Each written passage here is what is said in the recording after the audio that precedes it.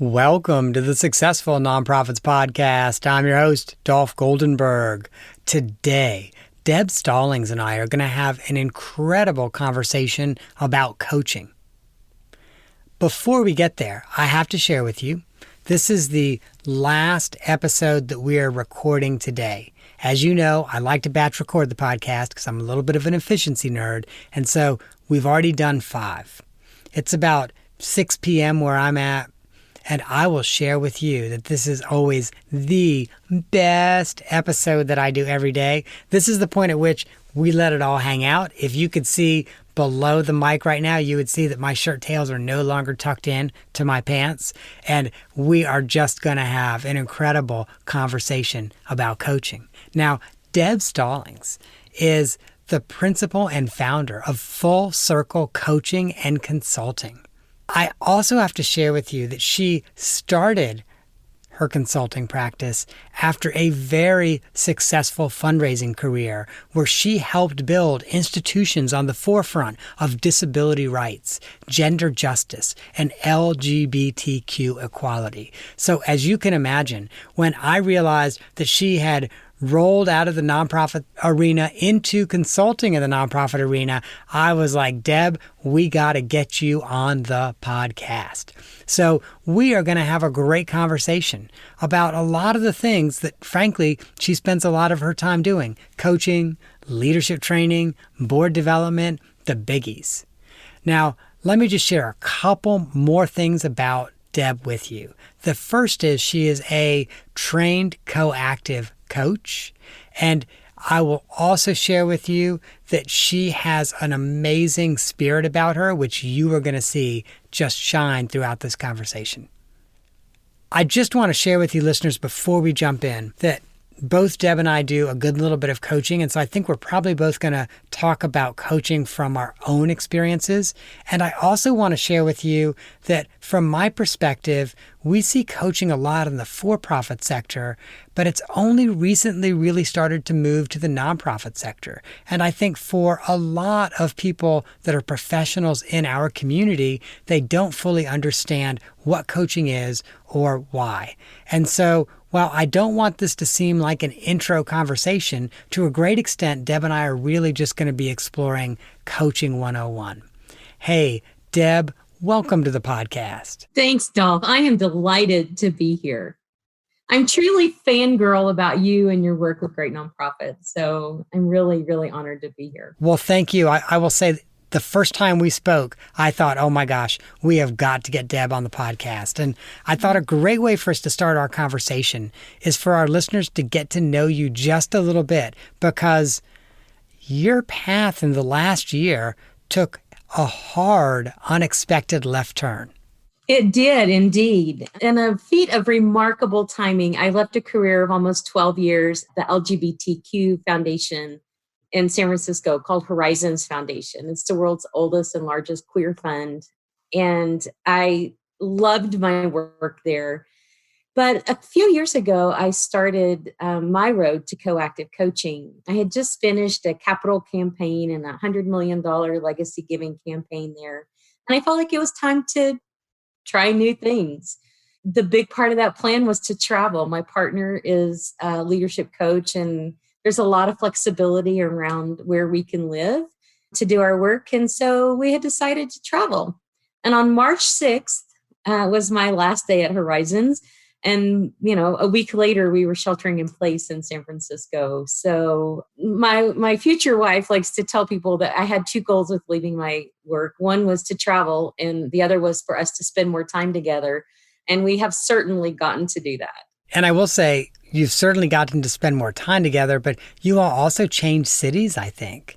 We did. We were in San Francisco and then in Napa for a couple of months, but her mom was really, her mom is 86 and was really, the isolation of the pandemic had gotten to her. And so we came to Denver to support her, and we were going to stay for a month. And now we've been here 4 months, and we are headed back to the Bay Area though, the end of this month. And we're excited about that.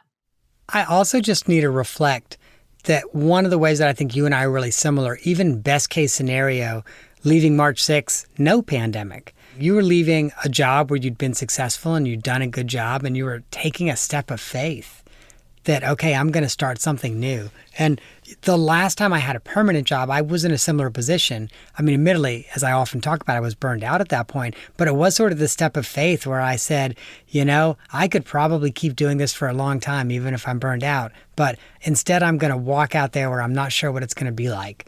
And I'm going to build something really amazing that's going to take my life in a new direction. And I kind of feel like you did something really similar. It's true. I mean, I really decided that I have to practice what I preach. And in my coaching practice, I encourage clients all the time to follow their dreams, to speak those high dreams and plan towards those high dreams. And then you have to take the action. And for me, that was the action. And I loved my job at Horizons Foundation, to work in the LGBTQ community with the most dedicated and talented professionals and our donors. I loved that work. But I knew there was something else that I was meant to do. And I also had been in the job for almost 12 years. And I think it was time to stop hogging the best job on the planet and share it with someone else. That's what I decided to do. And I came to coaching in a very interesting time. I just also have to share with listeners that Deb is being phenomenally modest, because Deb is perhaps one of the most successful fundraisers professional fundraisers inside the LGBTQ community. And she did amazing things at the foundation. And part of the reason I say she's being modest is when she decided it was time to leave, she could have rolled into the CDO position at any large national LGBTQ organization that was looking for a CDO. And instead, she took the step of faith. So, Deb, one of the things I adore about you is you are so modest, but I just have to make sure listeners really understand that. Thank you, Dolph. Let's talk about coaching. When a professional or an executive is looking and thinking about coaching, what should they expect from the experience? That's a great question. They should expect to be challenged. I think they should expect to be uncomfortable.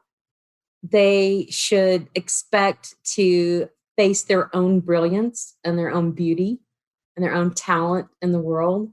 No coach worth their salt is going to, let you out of the immense discomfort of seeing yourself through other people's eyes and recognizing your own brilliance. So, and I think for lots of people, it's really challenging when we get reviews at work, we go right to what's the negative part, and it's so easy to believe the bad stuff that people say about you. And it's so hard to believe the really spectacular feedback that we get from folks. And it's also really tough on that negative stuff in the review. And this was true for me when I was a permanent employee. And at some level still is, because like when I do an interim, Lexi actually does a review. So she reaches out to staff who reported to me and board members and does a review. And it is so hard to not take that personally, even when it's not, when it's really just, hey, here are some ways you could do an even better job. We coach a lot on evaluations and things like that. And I say it's a perspective. It's that person's perspective. It's not necessarily fact, right? It's their perspective. We have to give equal weight. So what is your sense of what people should be expecting from coaching in terms of work between sessions? In my experience, the transformation doesn't actually happen in the coaching session. The transformation happens as you take what you learn there or what you discover there and you put it into practice. We're big on homework. In the coactive model, which I practice, it's all about the homework. It's all about how do you take what you've discovered here today and how do you start to implement that? Because that's where you have to grow the muscle. It's where you have to develop the new habit. So I think it's kind of different for each person. Each of my clients, we always have homework. There's often a challenge. And and I like to make a challenge that my clients say no to the first time, because we make a challenge and they can yes, no, or counter offer. And I love it when they say, that is cuckoo bananas. I'm not going to do that, but here's what I will do. So we really try to tailor that to each person's, to their own schedules. You don't get, marked down if you don't complete your homework. And oftentimes my clients don't even report back to me on their homework. I'll say, is there anything that you learned from the homework? they might want to talk about it. But I never say, did you do your homework? And so I'll share with you, and you and I do kind of have different approaches. I'm somewhat different in that I will often ask about it. And so as an example, if someone I'm coaching has been putting off a difficult conversation and they reach the point where they agree, okay, before we meet again, and typically I do it like biweekly. So before we meet again in 2 weeks, I'm going to have this conversation. I have a little notation of that. And when we sit back down, I'm like, oh my gosh, I am so excited to hear, how did the conversation go? Yeah. Well, I design accountability with my clients. So every time they accept homework or they accept a challenge, I'll say, okay, how do you want to be accountable for that? I had someone who wanted to walk out and put her feet in the ocean. And so she texted me a picture of her with her feet in the ocean, And so, yeah, I think it's important to design the accountability that feels right to the client. Absolutely. And are there other things that people should be expecting as they walk into a coaching relationship? I started as a coactive coach. I started going to the classes at the Coactive Institute, CTI, because my partner, this woman I had started dating, is a coactive coach and a leadership coach with 20 years of experience. And I just started going to classes because, I needed to know what she was talking about. I would think that we're fighting and I'd say, are we having a disagreement? And she'd say, no, honey, we're just designing how we want to be around this. I didn't have that language. I didn't have that toolbox. So that's actually why I started going to CTI and taking classes there, was to have this shared vocabulary. And I found there something that I'd never had in my 30 plus years of nonprofit management. I just kind of got this missionary zeal about bringing coaching to nonprofits. In the coactive model, we talk about doing and being. And the reason I think this is so important to nonprofits is that most of us are in the positions we're in at nonprofits because of some value system or something that we consider to be our life purpose. Hardly ever do you just accidentally wind up in a nonprofit organization. You're there because it's your heart's work. And that's kind of the being of it. But I think that we get thrown into the nonprofit model and we kind of forget that because resources are tight and everybody's wearing 12 hats. And ultimately, it becomes about what we can do. Can we raise the money and fund this program? Can we make this event happen? And I think that nonprofit professionals, we often can lose the connection to the being part of that and why we're here. I can't remember a time when I was a young nonprofit professional where I said, well, now, how is this in conflict with my values? Right? Like, I just didn't have those kind of conversations. It was get her done. And so I love the opportunity that the coactive model has to nourish the nonprofit sector by keeping us connected to why we're doing this and what's important about the way we're being in that work. I agree 100%. And I love the value system that you're talking about, in part because it goes beyond just the value of the mission, like, oh, I believe in gender justice, or, oh, I believe in Black Lives Matters. It really is the value of, okay, how within my own value system, if I have to have a difficult conversation with someone, how should I be having that conversation? Or if I have to make difficult decisions as the chief executive, how do I do that and still stay true to my values? I do that. Even when I made the decision to leave Horizons Foundation, which was one of the most difficult decisions I've ever made, I didn't start by saying, okay, how do I want this to go? I started with, how do I want to be in this? And the word I came up with was graceful. Like, I wanted my transition to be graceful and get really centered in the being of it. And then the doing of it makes more sense, right? And of course, then you have to get strategic. You have to get tactical. But I just think that we spend so much time thinking like, oh, what do I want to say? And very little time thinking like, how do I want to be in this conversation? Well, I want to be direct. I want to be authentic. I want to speak for myself.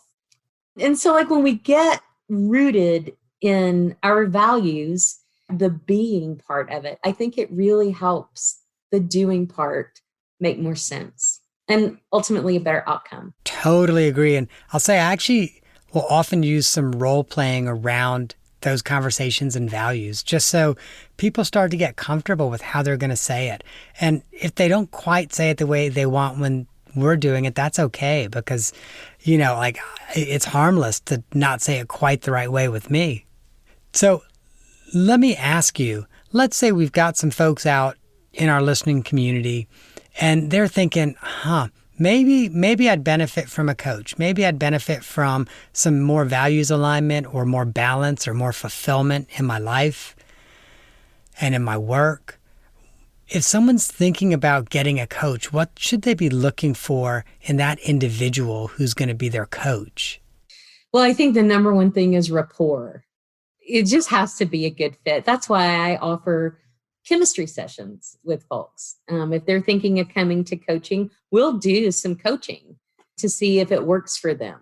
Because not every client is, the client that's right for you or the client that's right for me. They got to find the right fit. And I think there's a fair amount of self-reflection and self-assessment that goes into that. Like, are you ready to do the work? What do you hope to gain from the work? In my coaching practice, we establish outcomes. Are you really committed that these are the changes you want to make? Yeah, I think finding the right fit and knowing the kind of coach that you want. There are relationship coaches and health and fitness coaches, and there are career coaches who help you find new positions or a new tack on your profession. So, yeah, knowing really what you're looking for.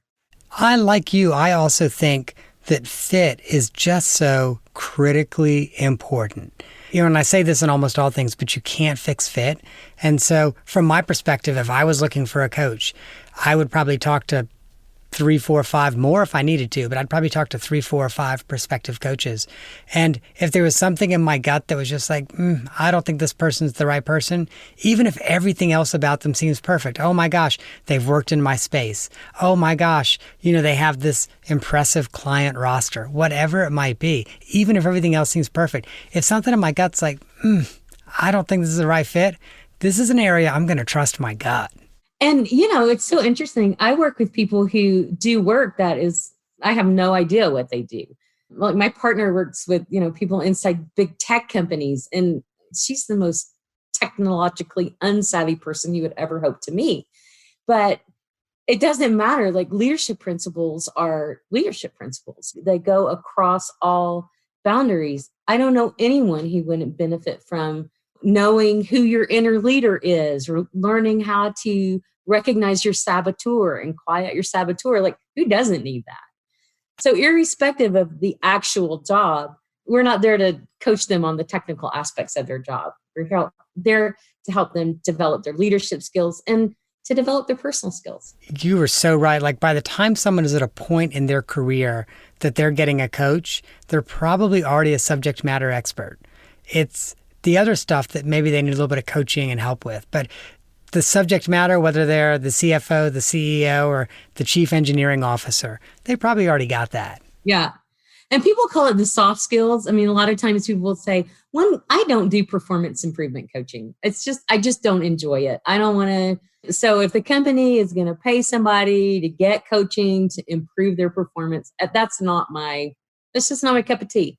But I do think that coaching skills are fundamentally great communication skills, and they can impact every aspect of your life. And so, I just think that most people, irrespective of, I think people in transition, whether they're transitioning to a CEO job or, they're just in some sort of new role that they haven't been in before, I don't think you need to be a CEO or even necessarily, I coach a lot of individual contributors. So that's a great segue to ask, who's your ideal client? My ideal client is someone who is intensely curious about themselves and really wants to understand what makes them tick, and to really understand what's true about them. I came to this work, in late in life. My partner started this work 25 years ago. And what she learned about herself in that time had always been true about her and remains true today. what I learned about myself as I started this, my inner leader, my values, those things have always been true about me. And when you know what is true about you, it helps you know what's not true about you. You don't necessarily believe the bad press because you know it's not true. You know when something is true about you.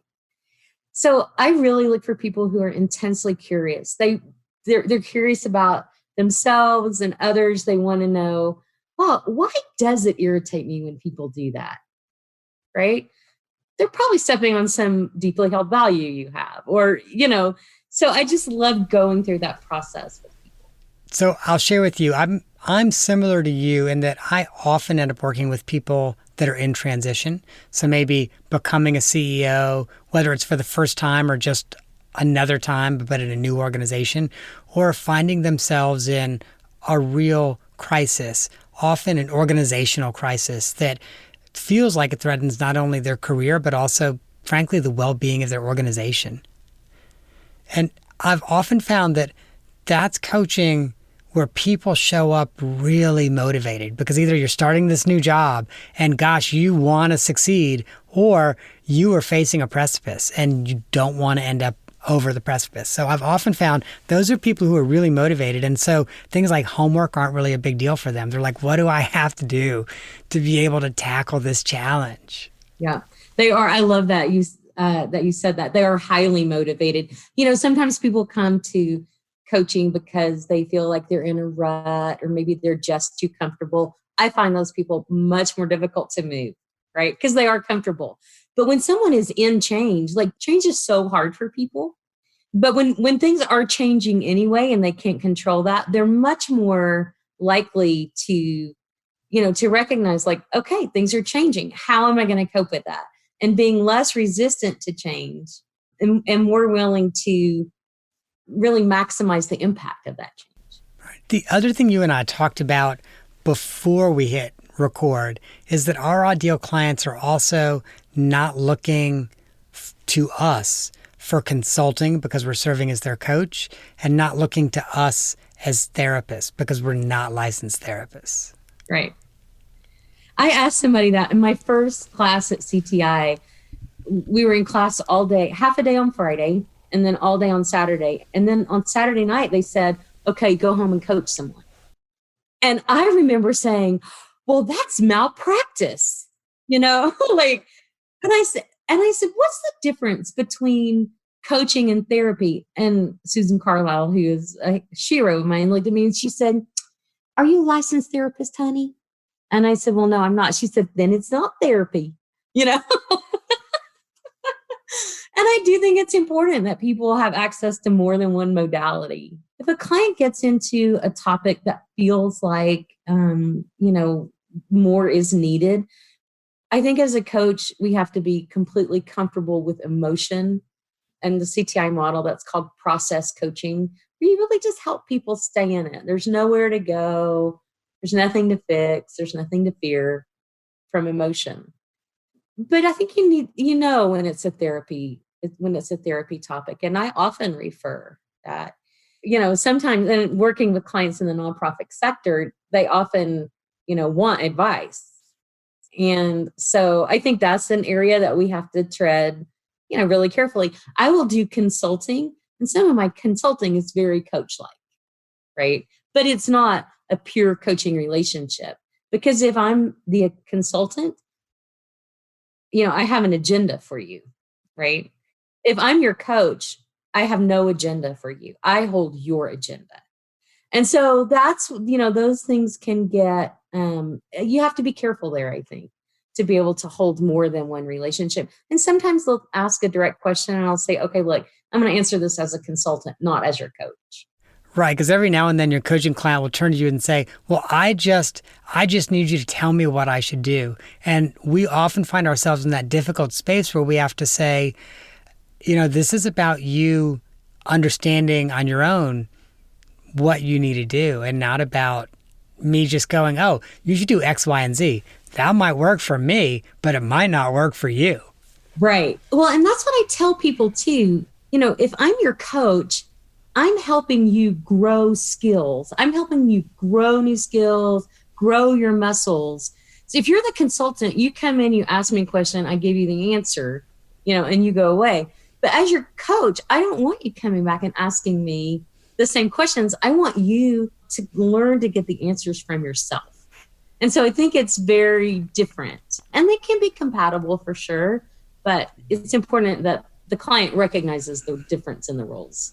Right. And so let me ask you, in the nonprofit space, are you doing coaching with CEOs, CDOs, everybody? Who are you primarily doing coaching with? Coaching, I love emerging leaders.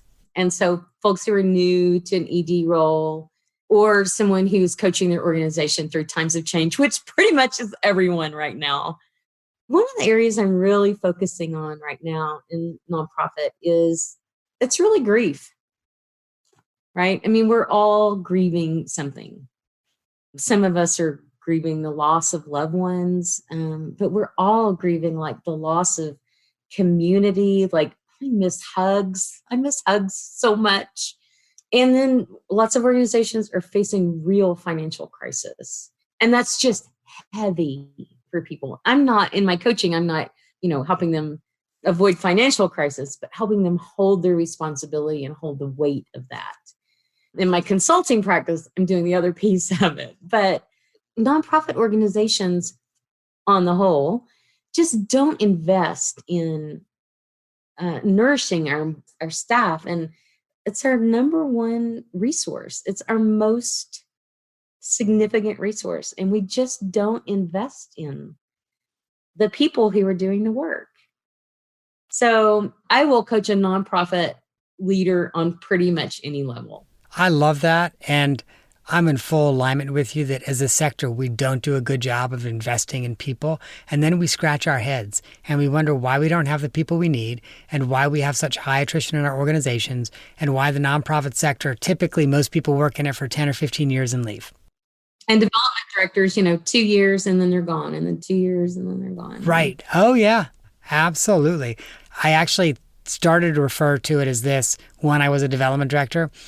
I would sometimes go into my executive director's office and say, I need to have a conversation with you about the care and feeding of your development director. And it was sort of a funny way to start the conversation, but it was just, there were some times that I have to be like, I'm not getting what I need to get you what you need. So. And I mean, that takes a courage and a maturity that many people, especially young in their careers, they just don't have. Right? I mean, that's a gift. You gave that executive director a gift. But if we teach people earlier in their careers, like how to stand for themselves, how to know what they need, how to be nourished in their jobs, I just think it's such a gift to our industry. I also just have to reflect as I look back on that. At the time, I was working for an executive director who felt very secure in who they were and was okay being in a place where they might be vulnerable. So I might not do that with every executive director on the planet, but she was someone who I really could just go in and jokingly say, let me talk to you about the care and feeding of your development director.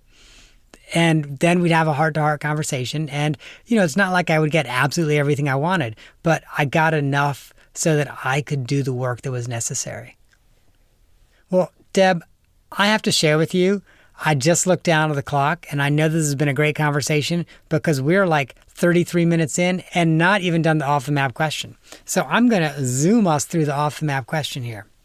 I understand, Deb, that you and apparently the CIA spy, Julia Childs, have something in common, and it's not the CIA. It's true. It's not the CIA. It's not. Well, she made much more of her training than I have, but we've both been to cooking school in France. And I actually did go to the CIA cooking school in France. So you can say I'm from the CIA. I love it. I love it. So tell me about your cooking school experience. Oh, it was amazing. It was last summer. My partner and I went to the UK to meet up with friends in London. And they were then going to Bath. And I had been to Bath before and didn't want to go. So I took the Channel and took the train through the Channel and went to Paris for 5 days and enjoyed some of the most physically demanding days I have ever had, but it was a ton of work. It was so fun to be in a purely experiential learning, like nothing I ever done before, completely vulnerable, completely scared of, the toked up chef, at the CIA who's trying to get me to curl the chocolate ribbons just right.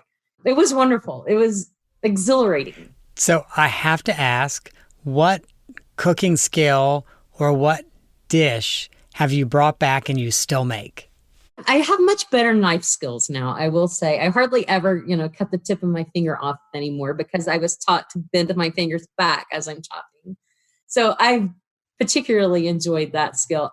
I have not made croissants since I've been home, though, I have to say. I kept thinking during COVID it would be my opportunity, but not yet.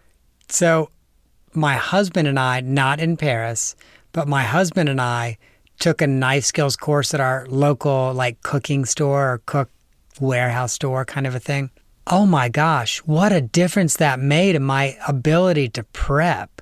I actually know how to use a set of kitchen knives now and can literally I can take apart a chicken, and I learned all this in 90 minutes. I can take apart a chicken, I can debone a chicken, I know how to cut 48 different types of vegetables and do it in a way that's efficient and effective. You want me to dice a tomato now? I'm actually going to be able to dice a tomato.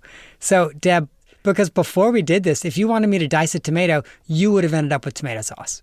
Literally, I just would have squashed the thing all to pieces and been frustrated. So that had to be 5 days of that had to be such a great experience. It was super fun. It was really great. I loved it. I can't wait to go back. We're actually going to Paris next year on our honeymoon. Oh, that's right. Maybe we'll do a cooking class together. You all are getting married in June. That's right. So I will also share with you, my husband loves to cook, and he's the one that typically will have us do cooking classes as date nights. And at first I was somewhat resistant and reluctant, but I have actually learned to really enjoy them, and I learned something. So yeah, that'll be a great honeymoon activity. Yeah, we've done it when we travel. We often take a cooking class, and we love it. That's awesome. Deb, thank you so much for coming on today. This has been a great conversation. I am hoping that a lot of our guests have learned more about coaching. And if they're finding themselves in a difficult spot and have been thinking about coaching, I'm hoping this gives them some ideas about what to look for in a coach and really what to expect out of coaching. So thank you so much. My pleasure, Dolph. Thank you. Listeners, I need to make sure that you know how to get a hold of Deb Stallings. And it's pretty simple. Here's what you're going to do. You're going to go to debstallings.com. Once again, debstallings.com. And she is making an incredible offer for our listeners. The first 3 listeners that go to her website and register for a coactive discovery series will get that for free. And what a coactive discovery series is it's 3 coaching sessions that will help you assess your satisfaction in different areas of your life and figure out where you want to make changes. That's an incredible offer. So, gosh, I hope you're one of the first downloaders of this podcast and you go right up there. But even if you've waited a day, still go to debstallings.com and check out what she's doing. Deb, thanks again for coming on. Thank you, Dolph. It was a real pleasure. And I just appreciate so much what you do for the nonprofit community. You're a real treasure. Thank you. Listeners, if you were Googling flights to Paris in July, because we're all hoping the pandemic's over by next July, and wow, what a great first trip after the pandemic, keep on looking for those tickets on Delta and American, because you know that you can always go to successfulnonprofits.com, and there you will get Deb Stallings' URL. Although this is one of those that's not that hard. It's debstallings.com. Finally, listeners, I just want to remind you that if you happen to be listening on an iPhone or on a Droid, you can use Siri or OK Google to subscribe to this podcast. Literally, all you have to do is say, "Hey Siri, subscribe to the Successful Nonprofits podcast." So it's super easy. If you've not already subscribed, subscribe. And if you have subscribed, then please go ahead and rate and review us on your streaming app of choice. That, listeners, is our show for this week. I hope you have gained some insight to help your nonprofit thrive in a competitive environment. And after an appropriate few seconds of pause, I'm now going to give you the show's disclaimer. I'm not an accountant nor an attorney, and neither I nor the Goldenberg Group provide tax, legal, or accounting advice. I know this is going to sound like a shocker, but this podcast is really produced for informational purposes only and should not be relied on for tax, legal, or accounting advice. And this, dear listeners, is going to sound like a double shocker. If you think that's what you might need, I would suggest that you go to Google and you start to look for some reputable, licensed people. I'd also suggest that you reach out to your network and just see who they might know. And of course, you could always reach out to me. I'm fortunate that I know a ton of people and I'm always happy to make connections.